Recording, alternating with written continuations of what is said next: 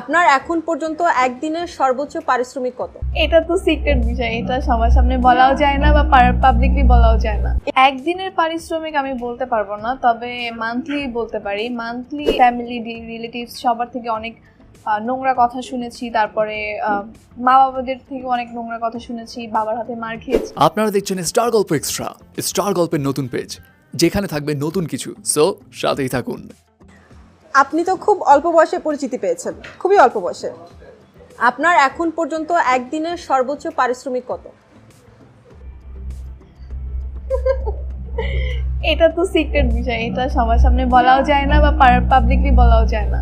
এটা কিন্তু খুব আপনি প্রাউডলি বলতে পারেন, আপনাকে দেখে সবাই ইন্সপায়ার হবে যে এই মেয়েটা এত ছোট হয়ে একদিনে এত হাজার টাকা ইনকাম করছে।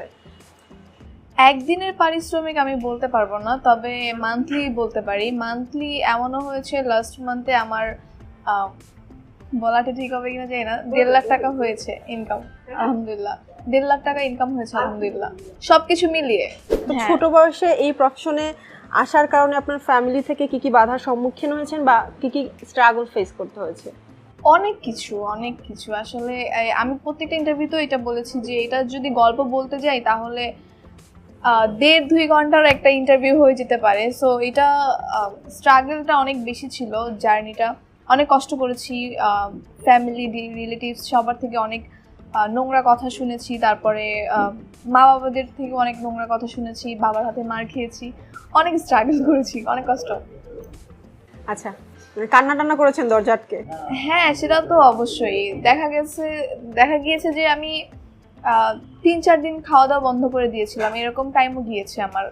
তো 19-এর জার্নিটা আমার খুবই বাজে একটা জার্নি ছিল। ওই 2টা সাল খুবই বাজে একটা সাল ছিল আমার লাইফে।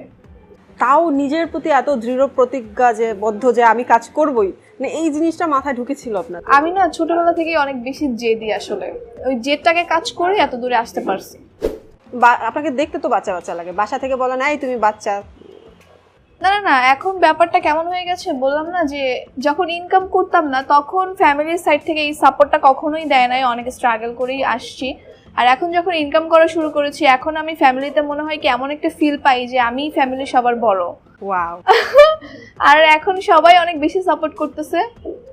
আর রিলেটিভসদের থেকে যারা আগে আমাকে বাজে বাজে কথা বলতো বা রিলেটিভসরা যারা আগে পছন্দ করে না, তারাও তাদের বাসায় গেলে এখন আলাদা করে আমাকে একটা সম্মান দেওয়া হয়, মনে হয় আমার কাছে এরকম ফিল হয়। সো ইনকাম করাটা অনেক বেশি জরুরি, সেটা ছোটবেলা থেকে হোক বা বড় হয়ে হোক। আমাদের দেশে ম্যাক্সিমাম মানুষ টিকটককে নেগেটিভ ভাবে নেয়, কিন্তু এটা বেশ পপুলার প্ল্যাটফর্ম হওয়া সত্ত্বেও কেন এরকমটা হয়? আসলে হয় কি, ব্যাপারটা শুরু থেকে যদি কোনো কিছু পজিটিভ ভাবে যায় সেটা কিন্তু পজিটিভ ওয়েতেই উঠে বা মানুষের মনে ওইটা থাকে। যে টিকটকটা না মানে কি বলে, শুরু থেকেই মানুষ একটু নেগেটিভ ভাবে নিয়েছে, তো এই জন্য এই জিনিসটা এখন নেগেটিভ ভাবেই প্রেজেন্ট হয়ে গেছে মানুষের কাছে। কিন্তু আপনি দেখেন যে ইন্ডিয়াতে টিকটক থেকে অনেক ভালো ভালো ক্রিয়েটর্স, তারপরে অ্যাক্ট্রেস যারা গিয়ে উঠেছে, তাদের কিন্তু ওই একটা সম্মান দেওয়া হয়, তাদের বড় বড় জায়গা থেকে ডাকা হচ্ছে, তাদের বড় বড় জায়গায় কাজের সুযোগ করে দেওয়া হচ্ছে। ইভেন আমাদের বাংলাদেশেও এটা হয়েছে। আর টিকটকটা আসার ক্ষেত্রে হয়েছে কি, আমি বাদে আমাদের মতো যারা এই যে ছেলে মেয়েরা আছে তাদের কিন্তু একটা ইনকাম সোর্স হয়েছে রাইট। তো গিয়ে হয় কি যে অনেক কাজের ক্ষেত্রে, অনেক প্রমোশনের ক্ষেত্রে এই কাজগুলো আমাদেরকে দিয়ে বা আদার্স যারা টিকটকার আছে তাদেরকে দিয়ে করানো হয়। সো এই ক্ষেত্রে তাদের কাজও হচ্ছে প্রমোশনের কাজগুলো, আর আমাদের একটা ইনকাম সোর্সও আসতেছে।